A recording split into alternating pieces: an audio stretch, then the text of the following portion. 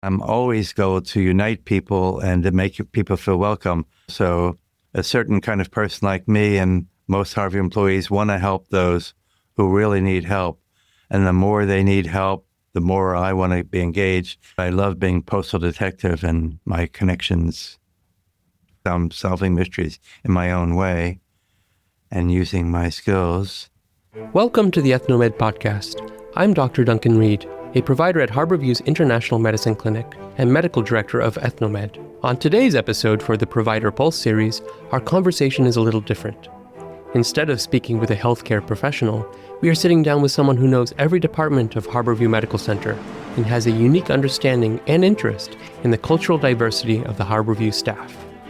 Meet Kenn Arning, Harborview's longtime mail clerk and self-described mail detective. For over 4 decades, Kenn has been sorting, delivering, and tracking down misdirected mail while developing deep connections across the hospital community. In this episode, Kenn reflects on what inspires him to keep working at Harborview and the importance of travel and cross-cultural connection in his own life and work. If you're a pre-health student, medical professional, or a community member interested in the hidden stories of hospital life, Kenn's story is a reminder that medical institutions rely on the expertise, passion, and sense of mission of thousands of individuals who are not directly involved in patient care. Testing 6, 7, 8. Yeah, it's good. Zambia, Botswana, Angola, Mozambique. My name is Kenn Arning. I work in the Harborview mailroom for many years, and I visit people in the International Medicine Clinic periodically. And you're probably one of the longest working people at Harborview now. How long has it been? I came to Harborview the summer of 1980, and at this point, there's 2 people been here longer. There's 2 people been here 50 years. They're in the psych ward, and they don't have high visibility. I connect with pretty much every department in the Harborview. Wow. What does a day look like for you in the mail capacity? Let's see. The first thing after I come to work, I go to a meeting, get the census, the alphabetical list of all the inpatients that I'll need because the patients get well cards and gifts every day. And the first 3 hours a day, I'm sorting U.S. mail. Then after lunch, I'm sending mail out from various clinics, from various departments. And the rest of the time, I'm problem solving, dealing with poorly addressed mail, connecting with people in all departments. Would it be okay to just talk about your past? Absolutely. Yeah. Where are you from originally? I grew up in South Jersey, the suburbs of Philadelphia. I went to a Quaker high school, got a great education. Then I went to Rutgers University. I have a degree in political geography with a minor in German. I really know 19th century German literature. After that, I was in Europe for 6 months, mostly Northern Europe. Then I moved to North Carolina. I was a military counsel for 3 years at Quaker House. I helped people get out of the Army as conscientious objectors. I still have one friend from 50 years ago, one of my first CO cases. Then I moved to Philadelphia itself and lived in a communal houses, part of an organization called Movement for New Society, a nonviolent social change group that I'm still connected with. Then it was time for a change in my life, and I moved to Seattle with my girlfriend. And a year later, I started University of Washington mailroom. How did you get into political geography? National Geographic magazine was a big influence on me as a young man, as a teenager. I was fascinated by other cultures and things that are different from me. And the rest of my life, what I enjoy most is more different from my lived experience. I've been to 75 countries. Africa interests me the most. So the more different it is, the more interesting. So I've really never been to England because it's too similar. I like different. That's my style. And you went to a Quaker school. Yes, at Quaker High School. Are you from a Quaker background? No, that was the only private school in South Jersey, so that's where I went. But it had a huge influence on me, and I've stayed with it. What influence from the Quaker school do you think? The values of honesty and integrity, walk your walk, do what you believe in, and then always nonviolence, since I was a teenager. Nonviolent social change has been important to me. To not just accept things as they are, but try to change and make things better for those who are less fortunate to myself. People that didn't have the advantages I had. It's always important to me to reach out to them and try to meet them on equal ground, those who have less than me. Did those values align with the ones that you grew up with in your family? No particularly strong values in my family. No, not really. I didn't have strong values. Both my grandfathers are from Germany. One grandmother's from Scotland. One's from Netherlands. Yes, I can't honestly say it came from my family or my parents. They were good parents, but I didn't get much grounding. But I did through the Quaker high school. And one person in particular, Hattie Forsyth, who turned 100 this week. She died long ago, but she would be 100. The mother of one of my classmates was one of the greatest people I ever met, and she taught me the value of making time to talk to people, not coming across rushed, I don't have time, I'm too busy, but stopping what you're doing and listening and showing kind of an open heart to people. I learned that value when I was 20, to share who I am and don't hide myself with people. Well, that makes a lot of sense, and it served you well in your job here. Can you tell me about Northern Europe? What were you doing there? Yes, a connection I made through that same Hattie Forth. There was a German priest who I met, and he got me a job in a German boarding school. So I was an English tutor, dorm counselor. Also, I spent a month in Norway traveling, and Austria, France, some other countries, in line with interest in geography, other cultures, other languages. I could say I'm obsessed with maps my whole life. I'm Mr. Map. I have several maps up in my office at work, over my bed, a world map, at home, in my car. Everywhere I am, there's maps. I brought a map with me today. I'm a map-centric person more than anyone I know. When you went to Northern Europe, was that your first time abroad? Correct. I had not traveled at all growing up. And how was that? It was great. I had a good experience. That's where I started relating to people more different than myself. Growing up until I went to college, most people looked like me. There were not many people who looked different from me growing up. And then I was exposed to other cultures, and I loved it. I've blossomed. Then the rest of my life, I gravitate towards people that are different from me or different backgrounds. I still have some Norway connections. Harborview got a letter from Norway a few days ago, and it turned out it was a nurse that retired 20 years ago from Harborview, but she got a personal letter from Norway, and it was very hard to track her down, but I did, and I talked on the phone for a half hour. She lives in Ballard. She's older than me, and I got her address. I'll be forwarding that letter from Norway, but I love being postal detective and my connections. I like making connections with people. And then just going back, so you went to Rutgers, and then you went to Northern Europe. So you already set the stage thinking about political geography that you were going to travel.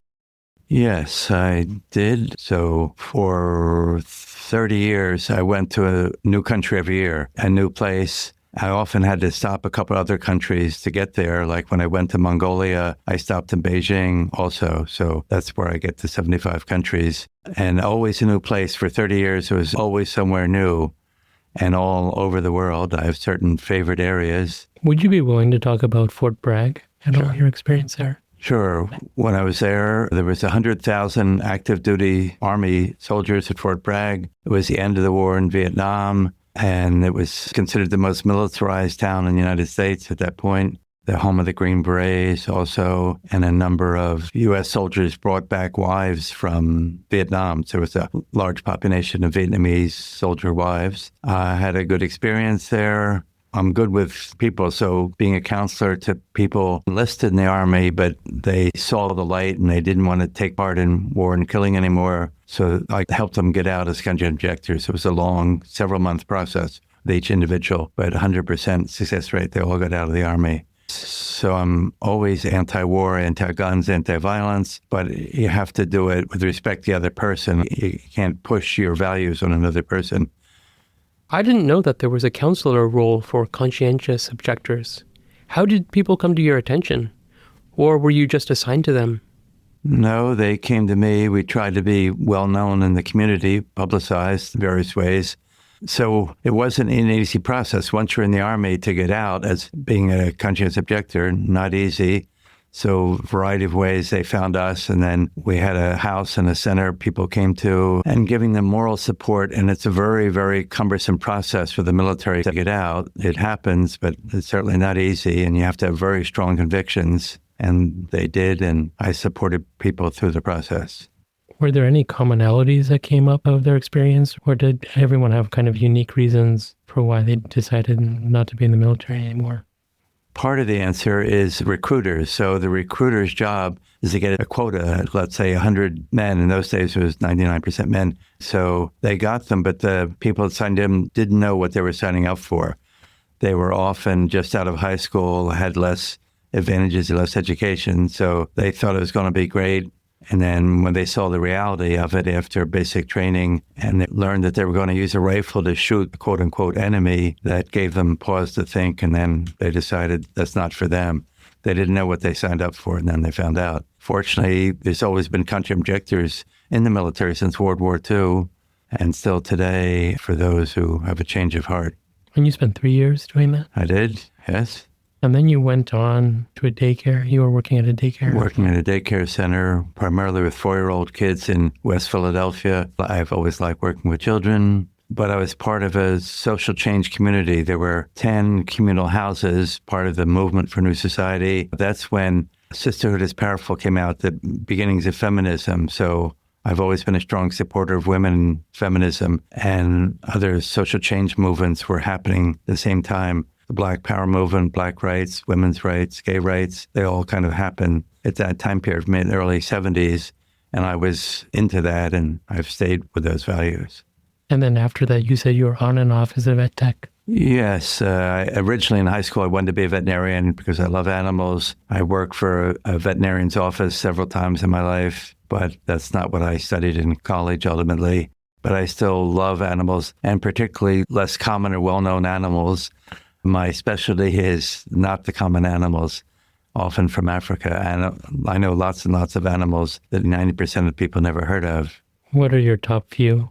Well, the cuttlefish and octopus are my favorite. I know people do know octopus, but the intelligence of the cuttlefish is not well known. I'll mention that pangolin is the most trafficked animal in the world, abused. I've always been an underwater person, snorkeling, scuba diving all my adult life. So I know a lot of fish species. I was 30, ready for a change in my life. To me, Pittsburgh was the beginning of the West Coast where I grew up. I never really went west. I came here in a Greyhound bus with my girlfriend, knowing one person in Washington. I stayed with him briefly, then I settled down. Then the next week, I'm an apartment manager since 1977.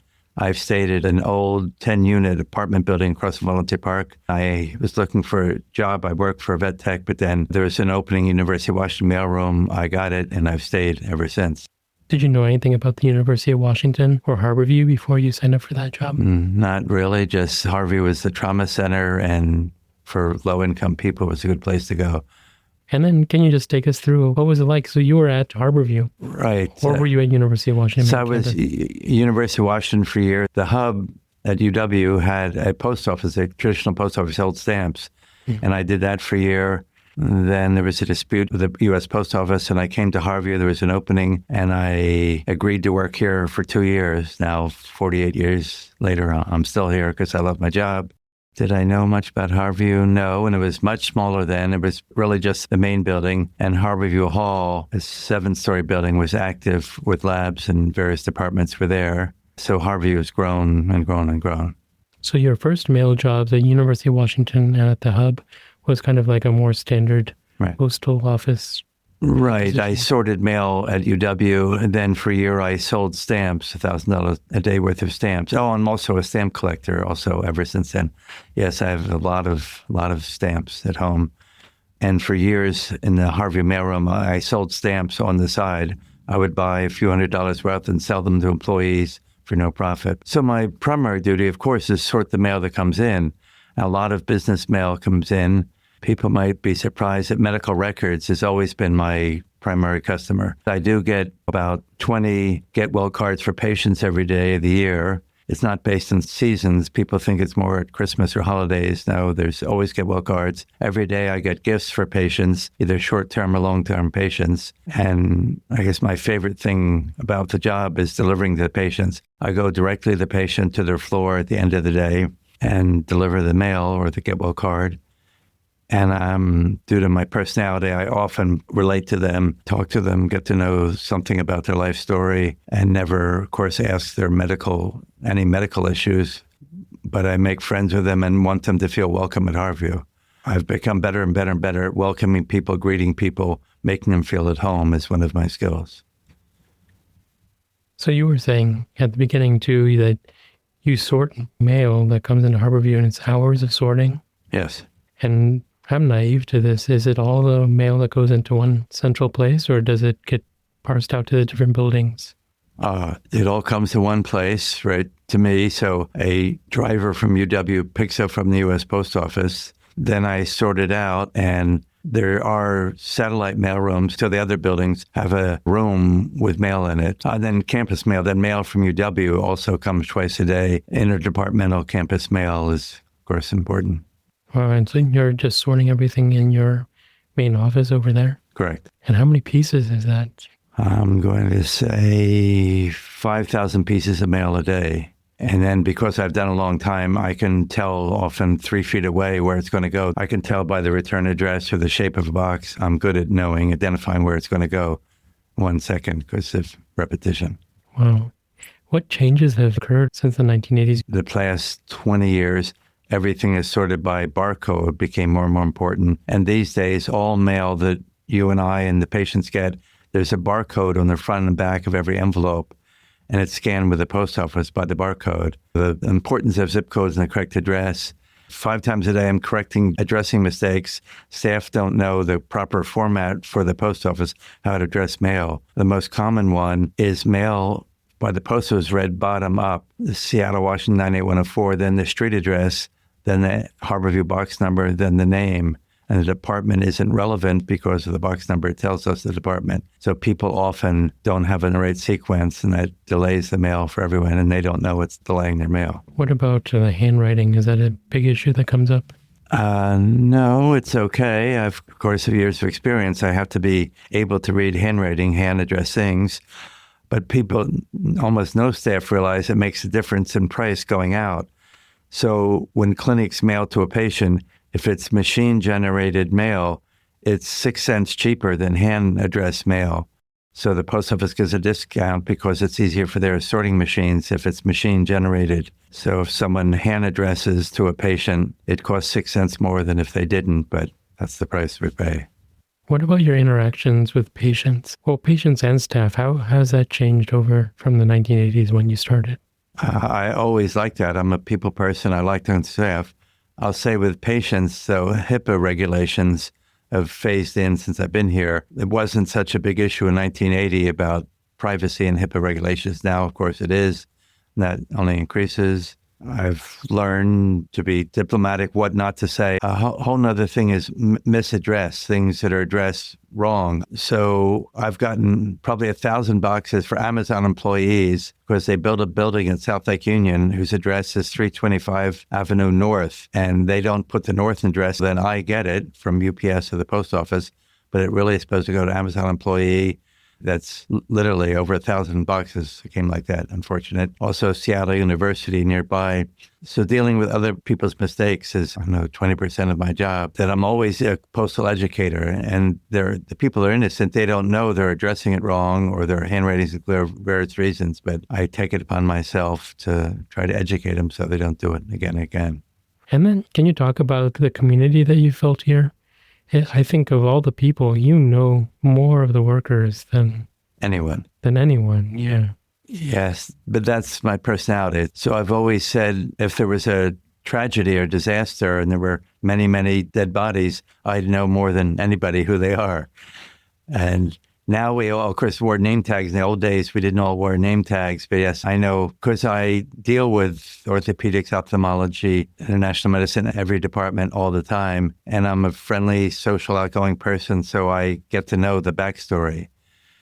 I know where the employee's from. I've sensitive, will rarely find out people if they're from Netherlands or from Zimbabwe, or if they're from Cameroon, whether the French or the British side of Cameroon, things like that, because they interest me.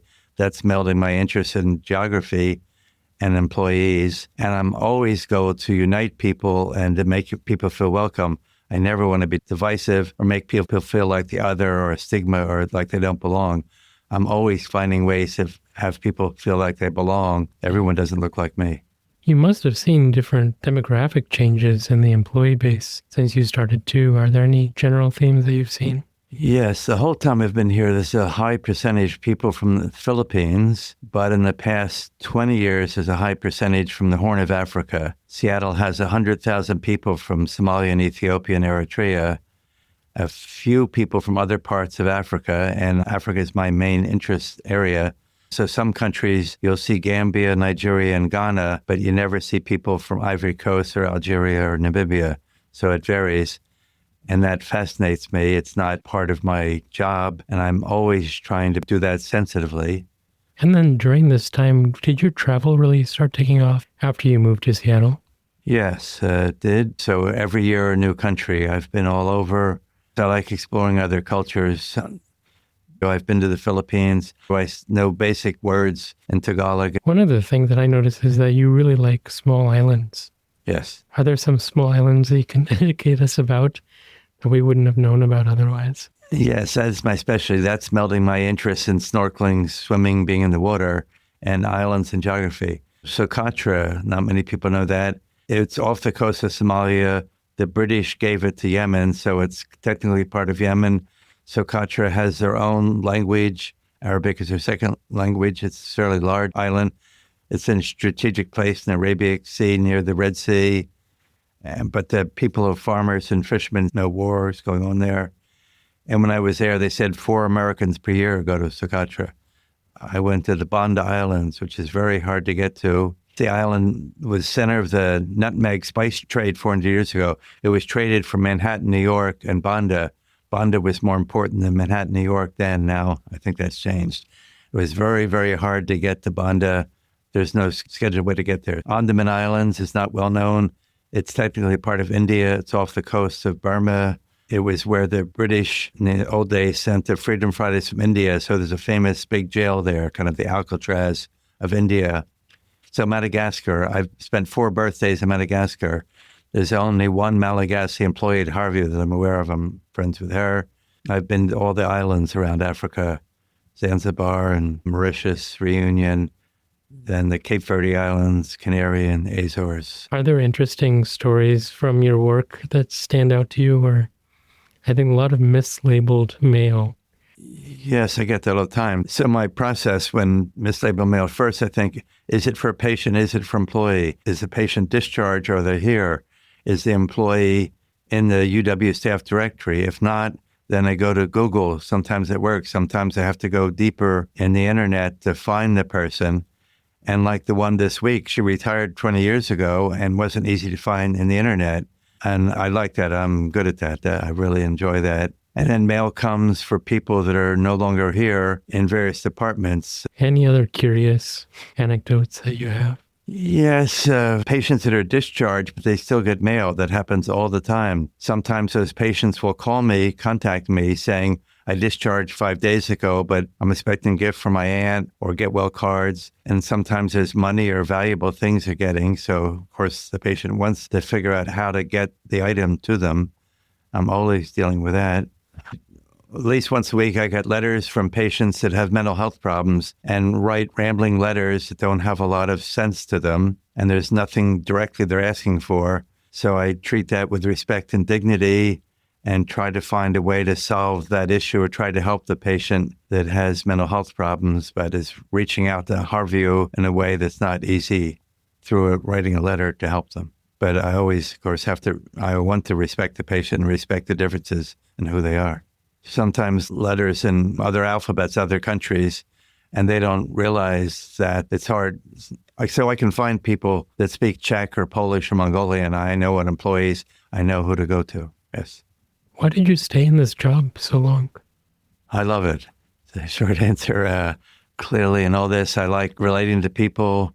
The majority of employees think when they retire, they're going to travel. They put off travel or see the world till they're older.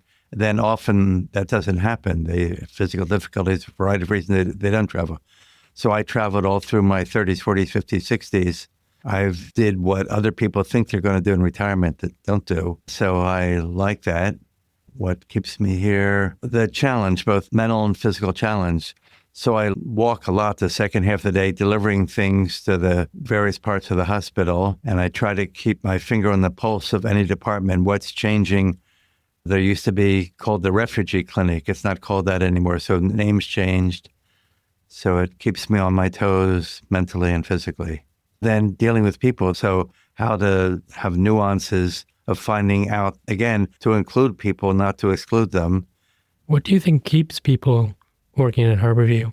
The mission. It's true for me and most people here that we serve the underserved population, people from other countries. English wasn't the first language, people that are incarcerated, people that had a traumatic medical injury, accidents, the trauma patients. We're helping those that need help the most, either because of language, medical condition, where they're from, their income. We help those people. So a certain kind of person like me and most Harborview employees want to help those who really need help. And the more they need help, the more I want to be engaged. And same with yourself and most Harborview employees want to help those that really need help. And so it's to be a better person. We were talking about Studs Terkel in that book, Working. Who do you think we should talk to in Harborview to understand how this hospital works and that mission? Because it seems like it's a certain threshold of people that allow a mission like that to work. I don't know. You probably know better than anyone else. Yes, I know the Harborview employee population well. My first thought is housekeeping. They're mostly all from other countries. They're very hardworking. They really more desperate for a job, I'm going to say, than a college graduate from the United States. So they want to work hard. They want to prove themselves. They want to provide for their family. But often they don't have the confidence that I have in expressing their views, but to get through to people and housekeep. But then any department, the front desk office staff in international medicine, orthopedic clinic, eye clinic, the person who answers the phone and greets the patient. So the people in the front line, they deal with things differently that people in the back office don't have to deal with. They deal with it. And sometimes they get abuse or mistreatment. Racism happens occasionally with that. So the people on the front lines of any clinic and the doctors, there's good diversity in the Harborview physicians here also. Why physicians want to work here, I'm always under the impression the doctors could make more money perhaps in private practice. And why do physicians stay at Harborview for a long time? And the rewards they get. So it's not for the money like it is for a lot of people in our society. It's about money, less so at Harborview. That's great. And that's the commonality of the staff. They're not in it, so to speak, for the money of the status so much, but more serving people. That's me, that's you, and that's most Harborview employees. I learned a lot just about your history too, and I think I'm appreciating the mail job. It sounds quite interesting now, the way you framed it, because you get part kind of like very quantitative sorting, but then you have to deal with a lot of human messiness on the other side. Absolutely. And richness, and it does. And the detective stuff sounds quite interesting as well. Fascinating for me. I love it. Yes, I'm a postal detective. I get compliments every day on my skill in finding something that's not so obvious. If it's addressed correctly and it's just going to medical records or the ortho clinic, that's kind of easy. But that's not the majority of what I do. And solving puzzles, solving mysteries, just like a patient comes in with a disease, it's not obvious what it is. I'm solving mysteries in my own way and using my skills. Yes, sorting mail is fun for me. So I'm an organized person, and the mail room and sorting the mail has to be neat and organized and presentable. Roughly 100 people a day come in the mail room, staff to pick up the mail. So in my opinion, it should be neat and organized. That fits my personality. Right. Maybe you can help me. Yes. Yes. Yes, there's a picture on the wall of the office where I am that some physicians are not as organized as others. That has nothing to do with their profession, but some people are neat and organized. Yeah. And that certainly helps. Well, what questions do you have for me? For you, I'm not sure, as an interviewer, as a person, or as a Anything. physician? Anything. Oh, okay. The main thing, why do you stay at Harborview? You've been here several years. I know something about your background. So why do you stay here versus going to another hospital where you get bigger pay or go into private practice? Why do you stay here? No, I think it's because of mission and I think the richness of interaction. The same way that you get excited by seeing people from different countries. I always wanted to work in global health, but I think with family, it makes it very hard to be abroad. So what better way to do global health at home than take care of an international community, and always an opportunity to learn things and then feel like they're people that need whatever help you can provide. So I think that's what it is. And that richness, like whatever you give, you get back much more than you give. So I think that's what keeps me here. And then the other people, right? Meeting colleagues like you, I think like-minded people in the profession. But when you talk to other physicians, I guess off duty, do they show an interest in doing what you're doing, or they're scared off by the complexity and the challenges of your chosen field? I think it depends on the person. I think it's like you. If you're the kind of person that likes to see someone who's different than you and then see that as a challenge, as an interesting thing, which you have, right? So then you would be at home in our clinic. Or if you're okay with things not making quite sense or being very frustrating. So I think our clinic, it's interesting that I think most people are actually either immigrants themselves or the children of immigrants, I think with a few exceptions. I think they're also the kind of people that are not intimidated by uncertainty or disorganization, that everything doesn't quite make sense. But I think you have to have some insight. And I'm thinking about your story, and I was like, where did you get that insight from? You got it from that Quaker school, which seemed like quite important to have. Then you did this political geography, which got you exposed to those concepts. And then you did it in real life by going to all those different places while getting exposed to a diversity of people in your hospital. I think anyone that's working with these international groups probably had like 3 different things come together like that, where you have a deep appreciation for other cultures, even when it makes life more difficult. Yes, interesting. I certainly agree. It seems strange to me that that's not my childhood. So my childhood was just Northern European from New Jersey, nothing special in there. But as an adult, what I've chosen to do with the diversity and the travel and other cultures, but it's not from my family, not from my background. Like everyone who works in your clinic, the front desk people, they're often from other countries and have more appreciation. So for me, it's not from childhood. But we do have some staff that are from American families that did go to, I think, Nepal, for example, or did things abroad. I need to learn more about the Quaker schooling, but I do think that probably had a very big effect on like your moral view of things. Yes, I agree. So strong values of honesty, trust, respecting people, respecting differences, anti-war. So Quakers are famous being anti-war and conscientious objectors and not supporting the military-industrial complex. But being a good person, that's a trite phrase. What is a good person? That's hard to answer. But putting an importance on being a good person in the average school, I don't think that's valued, being a good human being, a good citizen of the world. That's not my impression. Well, I got when I was young, but it was at the Quaker school, being a good person, a good citizen of the world. And I think that respect for other cultures, it probably flows from having that idea of being a good person or that moral person, right? Yes. I think you can't help but be interested and accepting of other groups if you take that message to heart. And I did. So the Quaker school, when I went, was 1/3 Quaker families, 1/3 something else like me, and 1/3 Jewish. But I became a Quaker when I was in high school, and I was the only one. So I converted. It wasn't my family background. And that wasn't the goal of Quakerism, is to convert people, but I did by choice, and it's to my benefit the rest of my life. So I was the exception. I'd like to learn more. I know them from history in terms of being abolitionists during that period. South Philadelphia, San William Penn is down in Pennsylvania. Philadelphia was a Quaker. And I'm going to say there's 2 branches of Quakerism, like there are most everything. The conservative side was Herbert Hoover and Richard Nixon were Quakers. But on the conservative side, I come from the liberal side, and there's a few Harborview physicians that come from the liberal side of Quakerism. It came from England, 1620. George Fox was the founder. They left England at the time America was starting. That's why they started Philadelphia and Pennsylvania, right, to escape a religious persecution in Europe. I didn't know. And it's called a Quaker meeting. So there's one near the University of Washington campus, and there's smaller Quaker meetings in South Seattle, Bainbridge Island, and various towns. And there's several Quaker colleges on the East Coast. Do you go to these meetings at all? Not often anymore. I used to. That's my background.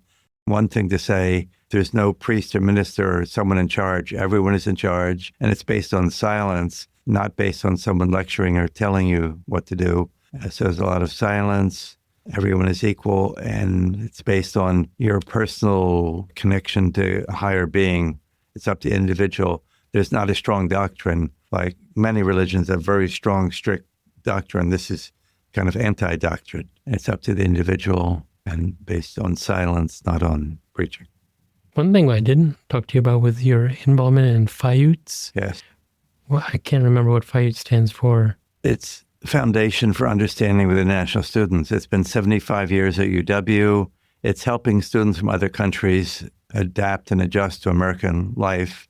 So I was at a FIUT's dinner last night. There were 30 students from various African countries, high school age students, that were here for a month learning about American civics, how America works, about helping the homeless, all kinds of things. So FIUT's has these programs for UW students from Hong Kong, from Sweden, from Brazil, to make friends and connect, not to feel alone, to counter loneliness, which you often feel when you go to a new country.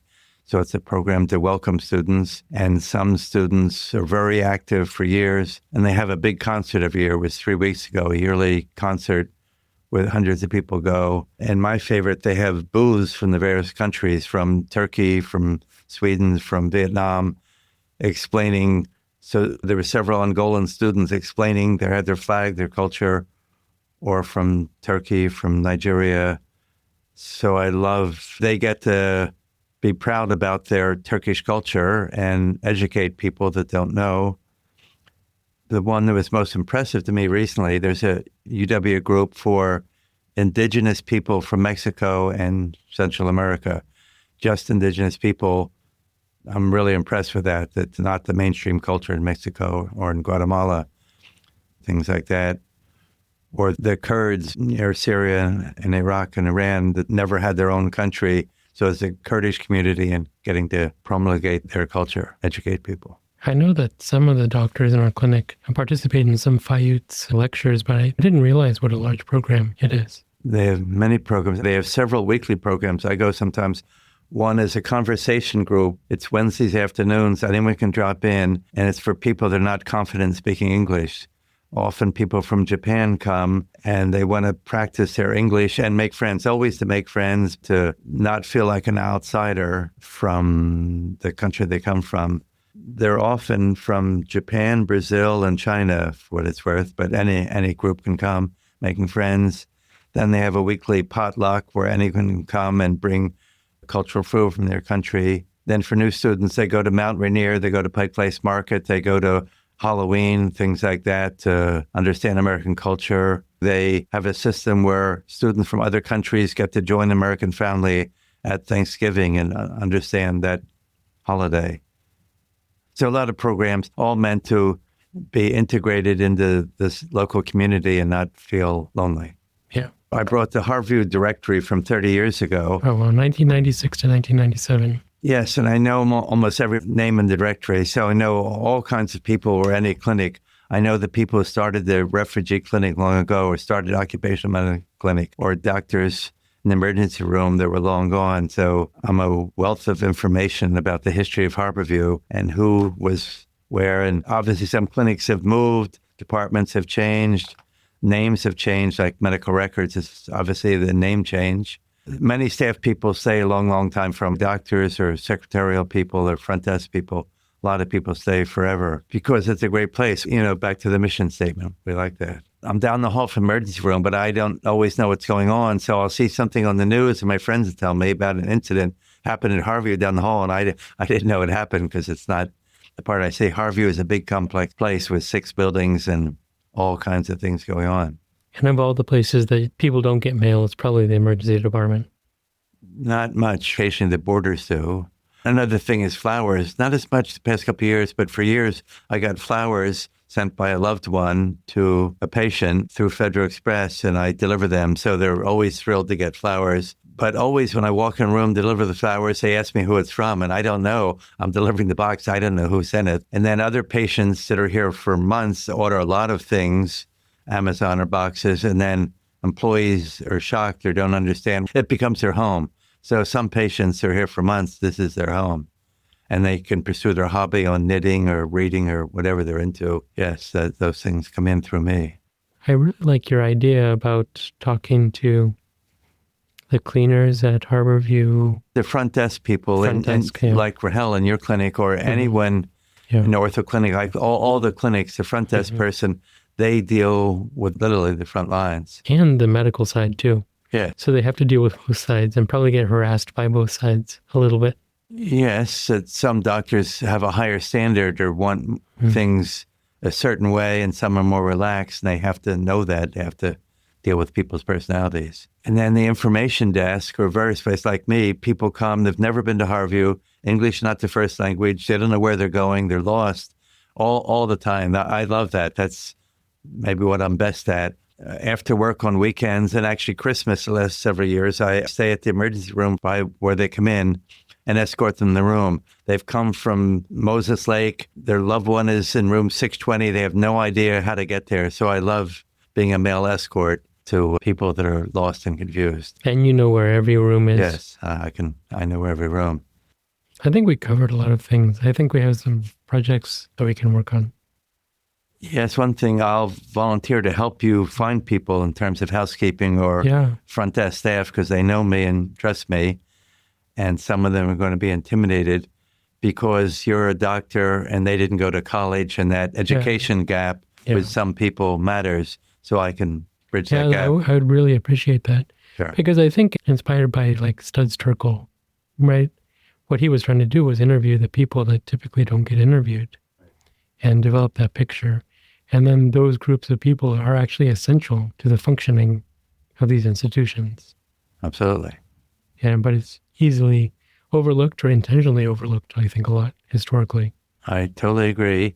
Then we're saying Pat Fleet or Mike Kopis, they were great people, but they're people. So the housekeeper on the fourth floor is not a famous person, doesn't want to be, but they contribute a lot to Harborview. And how can you juxtapose those stories maybe in some sort of brief compendium about the history of Harborview and just have vignettes? It makes it fascinating, in my opinion. That's fascinating. And just, different levels, different histories, and the fact that you were fascinated by Somali culture and then you came here, and then the Somali diaspora came to you. Right. I was first a tutor to a Somali family that didn't know the alphabet and zero schooling, and I helped them. Then I went to 30 Somali weddings the next 2 years, met a lot of people, and now I'm part of the community, and I've stayed particularly with one family. Lots and lots of people know me. People come to your clinic as a 25-year-old, and they remember me when they were 5 years old. They came to America, and I was the first American they met. That's really gratifying to me. Wow. Now, as an adult, I didn't recognize them, but they remember me, the only white guy that speaks their language. That's fun for me. Thanks so much. I appreciate your time. Thank you. Thank you. Signing off. Thank you for listening to this episode of the Provider Pulse series on the Ethnomed podcast. Kenn Arning reminds us that the heartbeat of Harborview isn't just in the clinics or operating rooms. It's in the countless unseen connections that keep the hospital running. From the mailroom to the front desk to the bedside.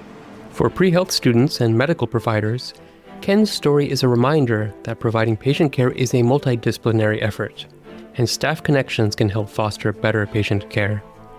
If you enjoyed this conversation, please share it with a colleague or friend, and subscribe so you don't miss future episodes where we explore the hidden stories that shape our medical community. Be sure to visit our website at ethnomed.org for additional resources. Also follow us on YouTube and Instagram at ethnomeduw and on LinkedIn. Do you have comments or suggestions about future guests? We would love to hear from you at ethnomeduw@uw.edu. Thank you, and see you at our next episode.